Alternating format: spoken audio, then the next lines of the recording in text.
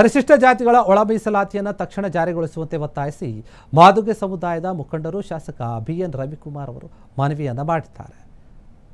ಮೇಲೂರಿನ ಶಾಸಕ ನಿವಾಸದಲ್ಲಿ ಭೇಟಿ ಮಾಡಿದಂತಹ ಅವರು ಕರ್ನಾಟಕ ಮಾದರ ಮಹಾಸಭಾ ಏನಿದೆ ಅದರ ಸಂಘಟನೆ ಪದಾಧಿಕಾರಿಗಳನ್ನು ಭೇಟಿ ಮಾಡಿದರು. ಪ್ರಸ್ತುತ ನೋಡಿ ಖಾಲಿ ಇರುವಂತಹ 56,342 ಹುದ್ದೆಗಳ ಭರ್ತಿಗಾಗಿ 15% ಒಳ ಮೀಸಲಾತಿಯನ್ನು ಅನ್ವಯಿಸಬೇಕು ಅಂತ ಹೇಳಿ ಆಗ್ರಹಿಸಿದರು. ಇಲ್ಲದೆ ಒಟ್ಟು 56% ಮೀಸಲಾತಿಯನ್ನು ಸಂವಿಧಾನದ 9ನೇ ಅನುಸೂಚಿಗೆ ಸೇರುವಂತೆ ಒತ್ತಾಯವನ್ನು ಮಾಡಿದರು. ಸುಪ್ರೀಂ ಕೋರ್ಟ್ ತೀರ್ಮಾನದ ಮೇಲೆ ನೀವು ನಿರ್ಮಾಣ ತೆಗೆದುಕೊಳ್ಳಿ ಅಂತ ಮಾತನಾಡಿದರು.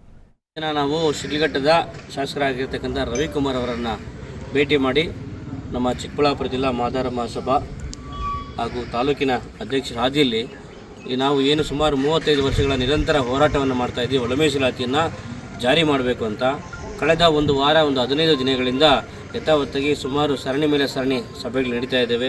ಮಾನ್ಯ ಮುಖ್ಯಮಂತ್ರಿಗಳು, ಆಮೇಲೆ ಸಮುದಾಯದ ಮಂತ್ರಿಮಂಡಲದ ಸಚಿವರು ಇವೆಲ್ಲನೂ ಕೂಡ ಅನೇಕ ವಿಚಾರಗಳನ್ನು ಇದನ್ನು ಮಾಡಬೇಕಾ ಬೇಡವಾ ಅಂತಕ್ಕಂಥದ್ದು. ಅದರ ಜೊತೆಗೆ ನಮಗೆ ಒಳ ಮೀಸಲಾತಿಗೆ ನಮಗೆ ರಾಜ್ಯಪಾಲರು ಕೂಡ ಅಂಕಿತ ಆಗಿರ್ತಕ್ಕಂಥದ್ದು ಭಾಳ ಸಂತೋಷದ ವಿಚಾರ.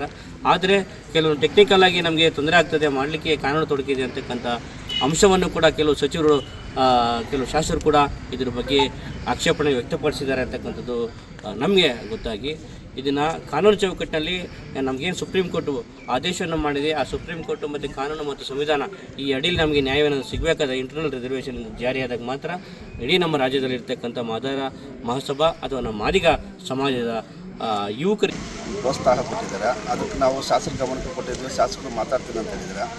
ಈ ಧ್ವನಿ ನಮ್ಮ ಸಿದ್ದರಾಮಯ್ಯ ಅವರಿಗೆ, ಮುಖ್ಯಮಂತ್ರಿಗಳಿಗೆ ತಲುಪಬೇಕಂತ ನಮ್ಮ ಶಾಸಕರಿಗೆ ಮನವಿ ಕೊಟ್ಟಿದ್ವಿ. ಹಾಗೂ ನಮ್ಮ ಕ್ಷಣ ಕ್ಷಣದ ಸುದ್ದಿಗಳಿಗಾಗಿ ಫ್ರೀಡಂ ಟಿವಿ ಸಬ್ಸ್ಕ್ರೈಬ್ ಮಾಡಿ, ಲೈಕ್ ಮಾಡಿ ಹಾಗೂ ಫಾಲೋ ಮಾಡಿ. ಹೊಸ ಸುದ್ದಿಗಳ ನೋಟಿಫಿಕೇಶನ್ಗಾಗಿ ಬೆಲ್ ಐಕಾನ್ ಮೇಲೆ ಕ್ಲಿಕ್ ಮಾಡಿ.